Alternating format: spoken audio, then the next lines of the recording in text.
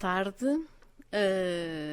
Agradeço o convite que me foi tão amavelmente dirigido para estar aqui na Academia de Marinha e começo por saudar o Sr. Presidente da Academia de Marinha, Almirante Francisco Vidal de Abreu, os restantes membros do Conselho Académico, neste caso particularmente também o representante do Embaixador de Cabo Verde, todos os ilustres académicos aqui presentes, minhas senhoras e meus senhores e meus amigos, que felizmente vejo alguns na assistência.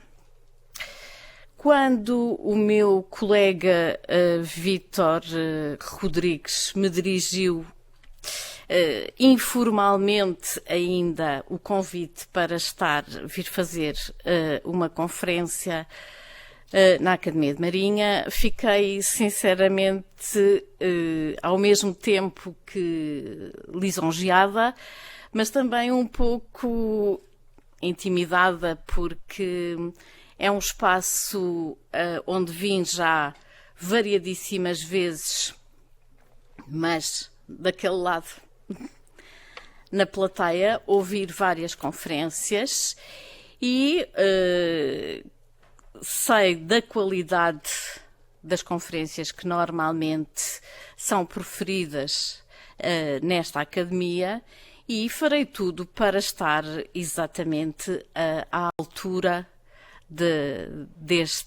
desta conferência e daquilo que esperam também, enfim, de ouvir aqui conversarmos.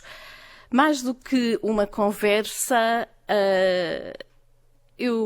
do que uma conferência, eu quero partilhar convosco algumas reflexões que tenho feito ao longo destes 32 ou 33 anos de trabalho sobre Cabo Verde. Está na assistência uma das pessoas com quem eu comecei a trabalhar e peço licença para fazer aqui saudar muito especialmente a minha orientadora desde sempre, do primeiro momento, a professora Maria Emília Madeira Santos, com quem eu comecei a trabalhar e eu nada sabia de Cabo Verde. E eu vou ser muito sincera, quando eu respondi a uma bolsa que havia sobre história de Cabo Verde, foi o professor Luís de Albuquerque que me entrevistou. E eu, do alto dos meus 21 anos, achei que tinha sido ótima, que tinha dito imenso, porque na véspera tinha estado a rever rapidamente algumas coisas sobre as ilhas de Cabo Verde. E quando o professor Luís de Albuquerque me voltou a chamar, ele disse-me: olha, eu escolhi a si, entre outras coisas, porque não sabe nada. E eu disse sim, e ele disse: e é exatamente isso que nós pretendemos para este projeto que vai começar. E foi assim que eu entrei no projeto da História Geral de Cabo Verde. E quando o professor Albuquerque dizia que pretendia alguém que não soubesse nada, era exatamente porque o grupo que iniciou esta pesquisa, éramos todos bastante novos, na casa dos 20 e poucos anos, e no meu caso tinha um pouco não tinha ideias pré-concebidas sobre o espaço que ia trabalhar. E isto era, ao mesmo tempo, estamos a falar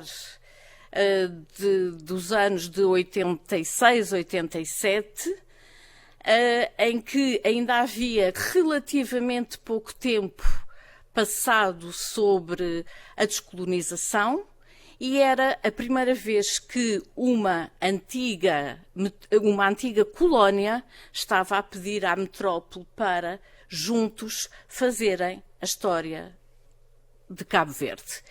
E, portanto, o professor Luís de Albuquerque, na altura, achou que exatamente ter da parte de Portugal uma pessoa que não fosse com ideias pré-concebidas, talvez fosse efetivamente uma mais-valia para o projeto. Bom, foi uma mais-valia para mim, porque neste momento Cabo Verde é um espaço que eu gosto muitíssimo.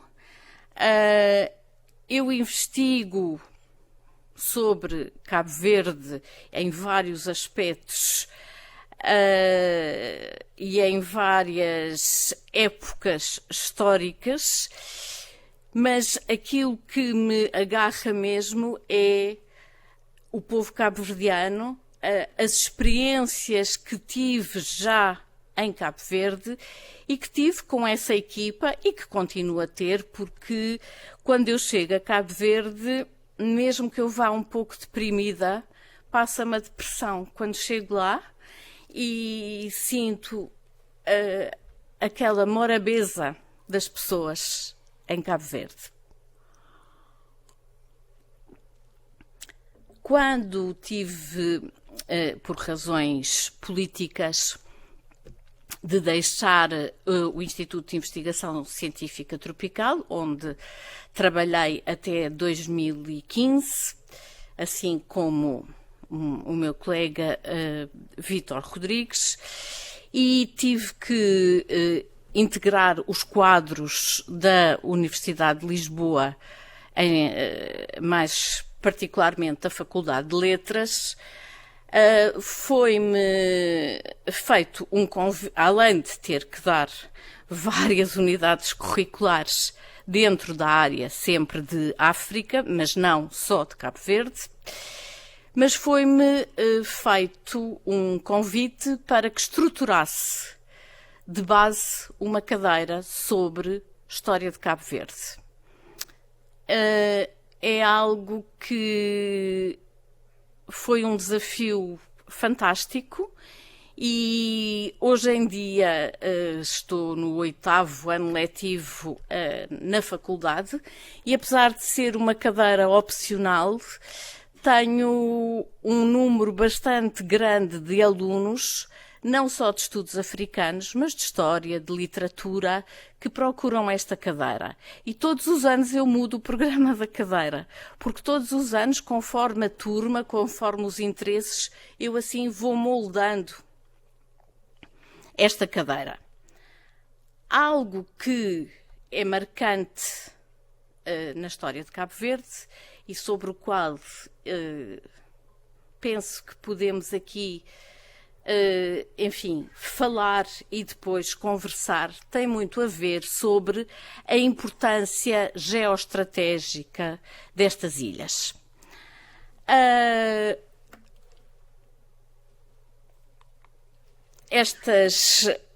As 10 ilhas de Cabo Verde, no meio do Atlântico, foram desde sempre um espaço com uma importância de escala.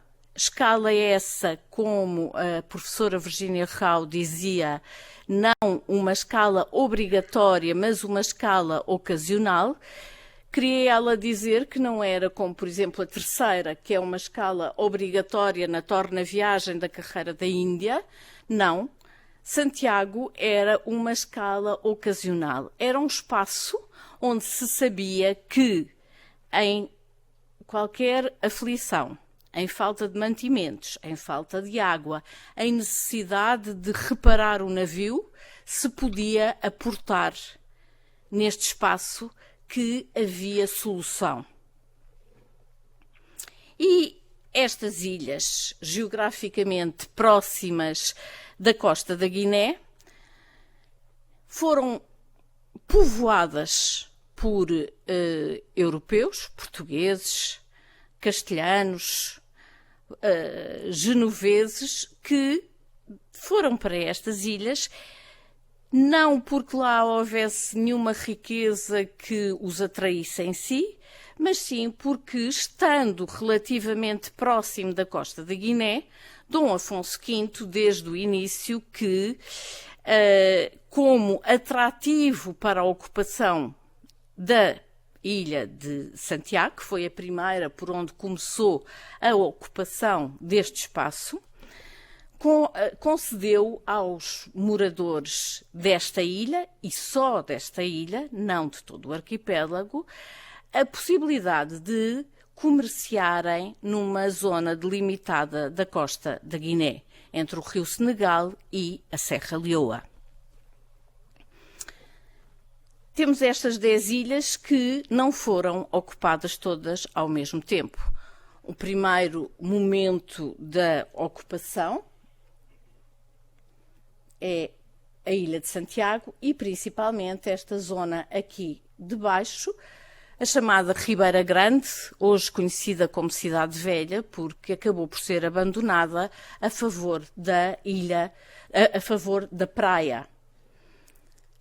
Se num primeiro momento temos a ocupação efetiva desta Ilha de Santiago, principalmente desta zona mais a sul, a Ilha do Fogo, que curiosamente o seu primeiro nome foi Ilha de São Felipe e não Ilha do Fogo, e acabou por assumir o nome de Ilha do Fogo devido ao seu vulcão, era uma ilha em parte subsidiária desta Ilha de Santiago, onde se cultivava algodão, matéria-prima muito importante nos negócios com a costa da Guiné. Já a Ilha do Maio e da Boa Vista eram espaços de criação extensiva de gado, onde o gado era lançado e aí ficava um pouco à solta, com alguns escravos pastores, e era sujeito a matanças periódicas em que se retiravam as peles enviadas para a Península Ibérica e a carne se era muitas vezes salgada para abastecer os ditos navios que estavam em trânsito no Atlântico. Mais tarde, Santo Antão, também São Nicolau vão sendo progressivamente ocupadas, sendo que São Vicente, um dos aspectos, um dos temas desta conferência, é das últimas ilhas a ser efetivamente ocupada. E como vos dizia há pouco, exatamente a Ilha de Santiago e os moradores da Ilha de Santiago tinham o exclusivo comercial desta zona entre o rio Senegal e a Serra Leoa. Este espaço era um espaço de exclusivo comercial, onde desde logo os moradores de Santiago começaram por se integrarem nas redes comerciais locais, nomeadamente nas redes de tráfico de escravos. E temos exatamente quero realçar aqui o facto de ninguém poder, os comerciantes europeus, portugueses, castelhanos, não poderem ir diretamente à costa da Guiné, por ser um espaço exclusivo dos moradores, e então terem que ir a Santiago abastecerem-se de escravos. Isto deu, logicamente, a Santiago uma grande importância enquanto entreposto negreiro. Entreposto negreiro este que, já no início do século XVI, 1517, mais precisamente, temos informações de que os escravos que vinham da costa da Guiné e iam para Santiago, já não vinham para a Península Ibérica, nomeadamente para Sevilha, mas iam diretamente para a América Espanhola. E isto foi aquilo que eu muitas vezes costumo designar como a economia a vencer a política. E quando eu digo isto, todos sabemos que os reis católicos eram defensores acérrimos de que tudo o que fosse para as suas terras na América Espanhola teria que sair da carreira das Índias e de Sevilha, mas efetivamente o facto de os escravos virem da costa da Guiné para Santiago, Sevilha, voltarem para esta zona mais ou menos da América Espanhola, estou a falar primeiro das Antilhas, não é uma forma minimamente fácil, nem é uma forma minimamente funcional de negociar, e principalmente negociar com algo tão frágil como vidas humanas. Eram pessoas escravizadas que saíam desta zona tropical, que iam para Santiago, tendo de vir para a Península para depois voltarem para a América Espanhola. O grau de mortalidade era altíssimo. E então, apercebendo-se disto, os reis católicos dão pela primeira vez a possibilidade a que mercadores possam fazer negócios diretamente a partir da ilha de Santiago, com vários portos americanos. E temos aqui este mapa que nos mostra como toda esta zona dos chamados rios de Guiné, os escravos vão para Santiago, que acaba por ter uma importância muito grande enquanto entreposto negreiro, e daí saem para a América Espanhola. E quando eu falo de escravos, temos aqui apenas algo indicativo deste volume de escravos que na segunda metade do século XVI vão para a América Espanhola, e podemos ver que os quantitativos são realmente impressionantes.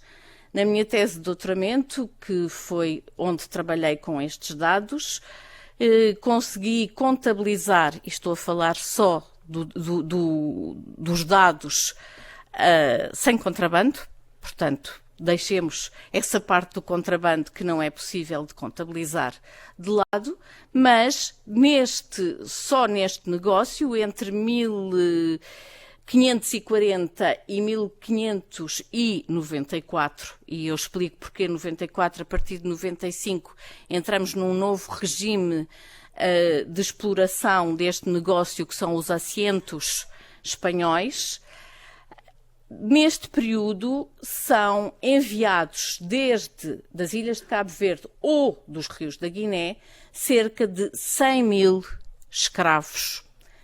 Claro que comparando isto com os grandes volumes de negócios mais tarde, que saem, por exemplo, da zona de Angola, de Benguela para o Brasil, pode parecer pouco, mas pensem que estamos no século XVI, com navios ainda de uma dimensão não muito grande, mas que realmente temos já um volume de tráfico muito grande.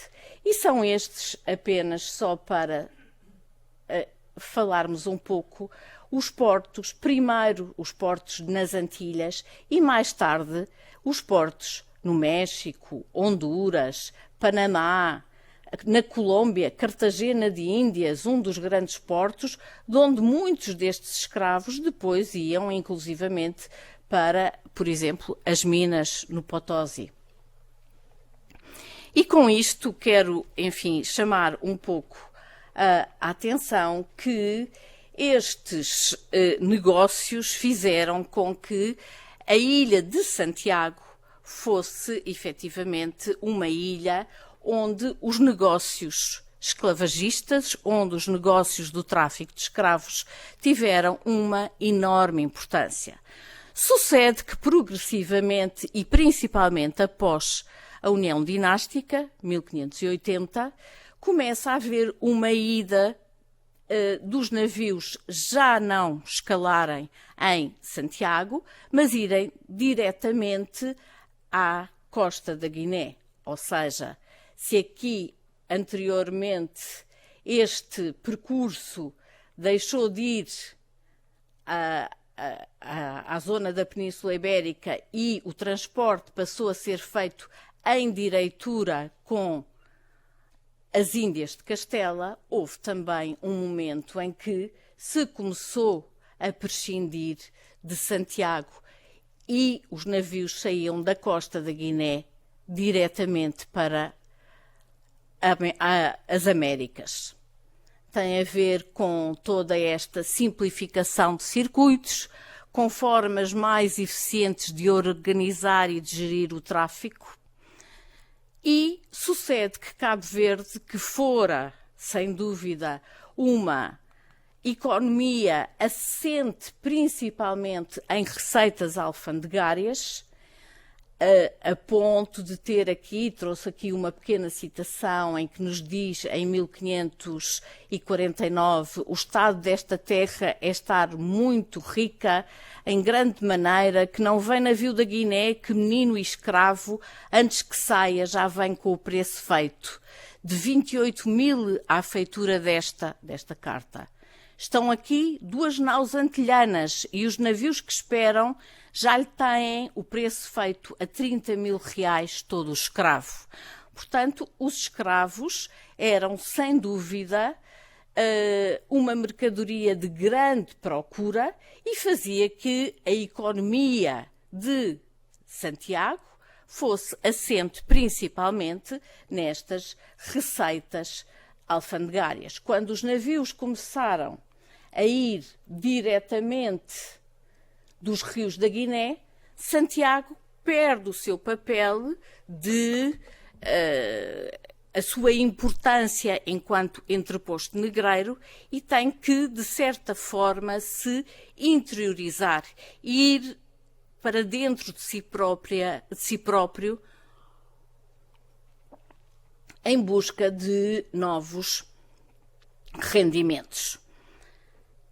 E temos aqui como a importância geoestratégica de Cabo Verde, e neste caso, neste primeiro momento, a importância de Santiago, acaba por desaparecer quando não é necessário. Ou seja, a importância das posições e dos negócios só são importantes neste caso, não porque têm um produto, mas devido a uma posição. Quando os negócios começam a ser feitos diretamente da costa da Guiné, deixa, logicamente, de ter interesse o espaço de Santiago. E temos que esperar alguns tempos, alguns séculos mesmo, para voltarmos a ter novamente uma das ilhas de Cabo Verde como importante, como algo de importante na geoestratégica do próprio Atlântico. E aqui estou a falar da Ilha de São Vicente. A Ilha de São Vicente, se virmos vários mapas, há um acidente geográfico que a marca desde logo, o seu porto. Esta é a primeira imagem que nós temos da cartografia feita por Valentim Fernandes, início do século XVI, em que faz esta imagem da ilha de São Vicente, em que parece... Uma vez eu estava a trabalhar nisto há relativamente pouco tempo e a minha filha mais nova olhou para isso e disse: "Ai mãe, tens aí um peixinho." Pois, efetivamente, se virmos, isto até parece a cauda. Uma coisa é certa, Valentim Fernandes, embora fora do sítio, ele chama-nos a atenção para algo de importante, o porto. Este porto que já nos aparece aqui, nesta carta do roteiro de Sena Barcelos, final do século XIX, já aparece um verdadeiro porto, este porto que vem a ser a nova Santiago, o novo espaço de importância geoestratégica deste arquipélago. E quando se fala muito na rivalidade que há entre ilhas, nomeadamente entre São Vicente e Santiago, que também tem paralelismos, por exemplo, nos Açores, entre São Miguel e a Terceira, ainda hoje há umas certas rivalidades entre estes dois espaços. Entre estes dois espaços, porque, ao fim e ao cabo, estes espaços onde se cruzaram navios, homens, animais, plantas, mercadorias mais ou menos valiosas, cruzaram-se também informações vindas de todo o globo. E cruzaram-se entre navios que vinham do norte da Europa, navios que vinham do Brasil, navios que circulavam no Atlântico e quer num primeiro momento na Ribeira Grande, quer num segundo momento no Mindelo, foram sem dúvida espaços de grande troca comercial e principalmente de contactos, de troca de informações. As mudanças económicas provocadas pela Revolução Industrial Inglesa foram certamente algo que promoveu bastante que o arquipélago, e nomeadamente aqui a ilha de São Vicente e o seu porto do Mindelo, se transformasse num porto de grande circulação de pessoas e de navios. Temos aqui mais uma carta, exatamente esta de Carlos Andrés, do final do século XVIII, em que novamente temos o porto e temos também uma citação do século XIX em que diz que esta ilha tem 8 léguas de comprido e a ilha é formada por 2 serras, deixando um vale central que vai acabar na famosa Baía, na Formosa Baía.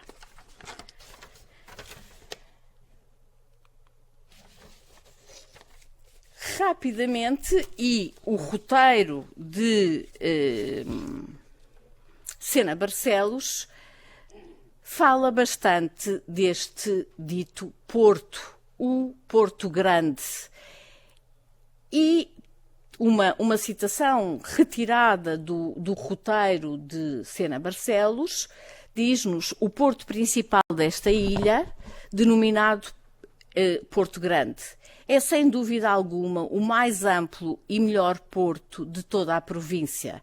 É muito abrigado dos ventos reinantes, pode ser considerado um porto de primeira ordem entre os mais importantes das nossas províncias ultramarinas.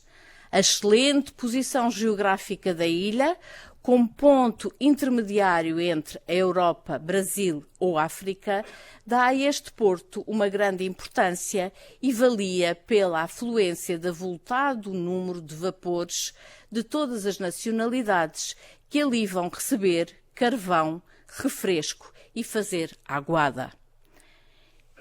Este carvão não é carvão de forma nenhuma do arquipélago.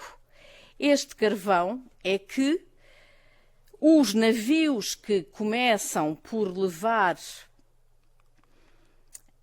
temos aqui outra imagem, uma atual e outra também do porto, do chamado Porto Grande do Mindelo. O que sucede é que estes navios que vêm do norte da Europa, nomeadamente de Inglaterra, e que transportam variadíssimas mercadorias para portos, por exemplo, do Brasil, não conseguiam fazer a viagem de contínuo. Necessitavam estes navios já a vapor e estes navios precisavam de se abastecerem com carvão. E este carvão era levado para a ilha de São Vicente, para o porto, para a cidade do Mindelo, por navios carvoeiros que só iam transportar carvão até este porto, deixavam aí o carvão e era esse carvão que servia para abastecer os outros navios que, carregados de mercadorias, podiam assim fazer o resto do percurso. E foi exatamente esta presença destes navios que foi dando uma importância crescente ao Porto Grande. Temos aqui para esta época temos já vários postais até, para o início do século XX e no final do século XIX temos várias gravuras que nos mostram como este porto começa a ter bastante afluência e bastante importância. E um dos aspectos que faz com que este porto tenha tanta importância é porque é um porto de grande profundidade, onde os navios podiam aproximar-se, não, logicamente, até terra, mas onde podiam ficar nesta região e depois o transporte era feito em pequenos navios, em pequenos botes, de um lado para o outro. E Ernesto Vasconcelos, no início do século passado, diz-nos esta citação, que eu acho bastante interessante e que por isso trouxe para partilhar convosco. Entre os portos possui aqui Portugal um dos seus primeiros portos em movimento de navios e o único grande porto de escala em pleno Oceano Atlântico, onde a navegação encontra meio de facilmente satisfazer as suas mais justas ambições. É a magnífica Baía de São Vicente, surgidouro vasto e seguro, permitindo aos maiores transatlânticos procurarem-no a qualquer hora do dia e da noite e comunicarem com todas as partes do mundo por meio da estação do telégrafo submarino. E chamo aqui a atenção que, efetivamente, foi neste porto que, pela primeira vez, se estabeleceu o cabo submarino, que permitia circulação de informações para outras partes do mundo. O abastecimento de carvão é feito com a maior rapidez para o que as companhias ali estabelecidas possuem o melhor material. A aguada e refresco também se obtém com relativa facilidade, porque, embora a nascente do Madeiral, canalizada para o Porto, não seja suficiente para o abastecimento geral, a vizinha ilha de Santo Antão oferece um bom manancial de boa água potável que será transportada em barcaças para abastecimento do Porto Grande. Ou seja, é necessário abastecer esta ilha com água vinda muitas vezes de Santo Antão. E temos aqui algumas imagens que nos mostram, inclusivamente, que foram estabelecidos uns pequenos carris, uns pequenos caminhos de ferro que permitiam o abastecimento dos navios com carvão, ou seja, a descarga do carvão para os armazéns, para as grandes casas carvoeiras, principalmente inglesas, e depois o abastecimento dos outros navios que aí iam abastecerem-se do carvão para continuarem as suas viagens. E estes projetos, pequenos projetos onde temos estas pequenas linhas de ferro por onde circulam os vagões para abastecerem exatamente todos os navios. Quero chamar-vos a atenção que neste postal eu tenho dois. Tenho um sem estar escrito e tenho o outro que está escrito. Este postal, e mostro-vos... não está aqui, acho que estava logo no início. Este é um dos lados do porto e este é o outro lado. E reparem os 3 elementos importantes que estão escritos à mão no próprio postal. Casa inglesa, casa carvoeira inglesa, aduana, alfândega e correio. 3 elementos importantíssimos neste porto do Mindelo. Temos aqui também um postal do início do século XX, em que nos mostra uma imagem que é chamada, que identifica o consulado inglês.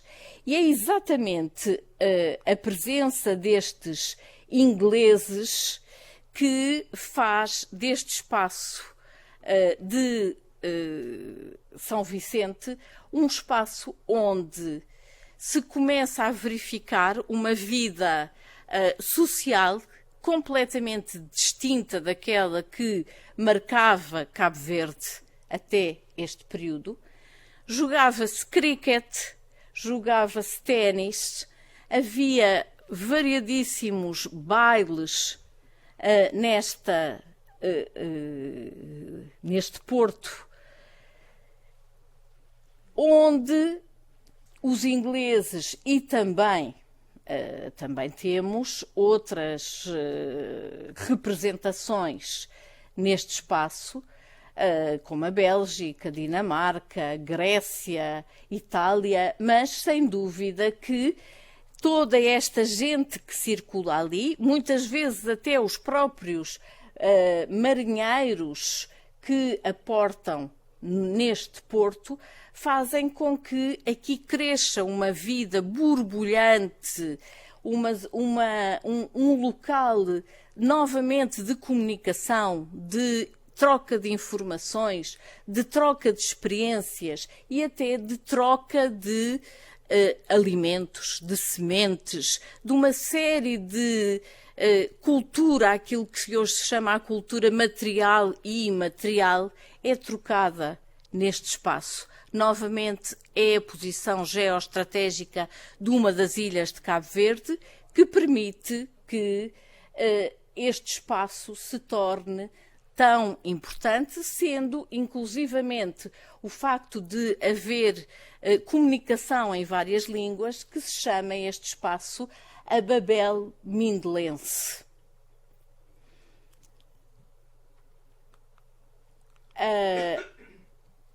Logicamente, quero chamar a atenção que toda a cidade do Mindelo cresce em torno do seu porto, tal como a cidade da Ribeira Grande tinha crescido em torno também do seu porto e a praia. Efetivamente, numa época onde não temos ainda transportes aéreos, sem dúvida que o porto, as chamadas cidade-porto, como António Correia e Silva tanto trabalhou esta temática, estas cidades-porto foram, sem dúvida, algo que assumiu uma importância muitíssimo grande no espaço de Cabo Verde, tornando, sem dúvida, que tivesse importância geoestratégica conforme os vários momentos da história. Isto são alguns espaços da própria cidade, da povoação do Mindelo, que encontrei muitos deles em postais, outros em gravuras, mas há aquelas coleções de postais antigos que, para esta época, já nos dão informações bastante interessantes de como era o espaço. Temos aqui o mercado de São Vicente, o qual foi visitado inclusivamente pela própria equipa da História Geral, ainda com o saudoso professor Luís de Albuquerque. A Rua de Lisboa, uma rua ampla, e daí que tinha posto aqui, mas não temos tempo de falar em tudo, este plano da povoação do Mindelo, que temos aqui um plano de uma povoação perfeitamente definida, quase que à semelhança de um projeto urbanístico já bastante moderno.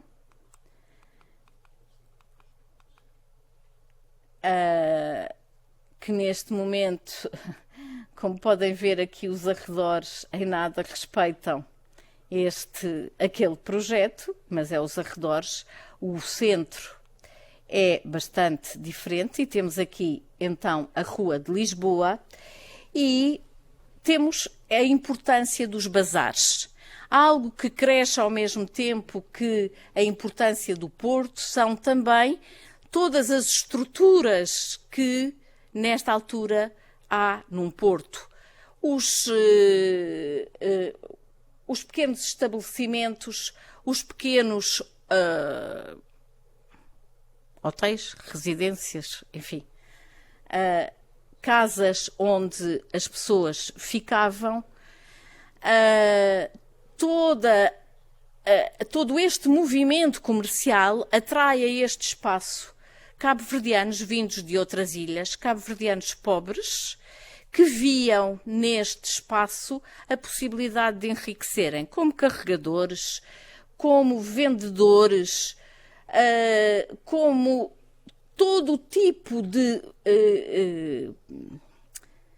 ofícios ligados inclusivamente à carga e à descarga, à reparação dos próprios navios e, portanto, é atraído para este espaço um grupo grande de cabo-verdianos de várias ilhas, nomeadamente de Santo Antão, que muitas vezes até, dada a proximidade, passam, por exemplo, parte da semana em São Vicente e depois voltam para Santo Antão.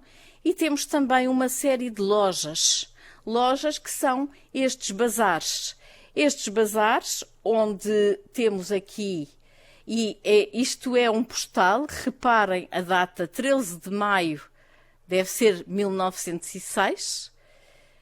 Este bazar, onde cá dentro se vende tudo, Union Bazaar, portanto, nitidamente um nome inglês. Na parte de cima, este mobiliário muito característico também, e dentro do bazar, todo o tipo de produtos que podem ser vendidos e onde aparecem inclusivamente estas três crianças, um pouco como que para ilustrar quem povoa, quem está, os indígenas deste espaço. É sem dúvida triste, mas paradigmático desta realidade. Reparem que tanto nos aparecem aqui variadíssimos artefactos. Temos bengalas, temos inclusivamente um animal empalhado, e isto não é nada mais, nada menos do que o interior deste Union Bazaar. Muito mais haveria a dizer sobre este espaço. Deixei aqui muita coisa por dizer, mas visto que me foi sugerido que olhasse para o relógio e que por volta das 6h30 terminássemos para ter tempo de conversar. Isto são algumas das minhas reflexões que pretendo partilhar convosco de como, efetivamente, os espaços têm importância também de acordo com a economia mundo, de acordo com aquilo que em determinadas épocas da história, do tempo e do espaço fazem sentido. E neste caso tivemos aqui, embora de forma um pouco abreviada, e poderei sem dúvida aprofundar mais todos estes aspectos no texto escrito, mas um pouco uma reflexão geral convosco deste espaço de Cabo Verde, de que eu tanto gosto, e que realmente, em dois momentos diferentes da sua história, tem uma importância geoestratégica fundamental. Muito obrigada.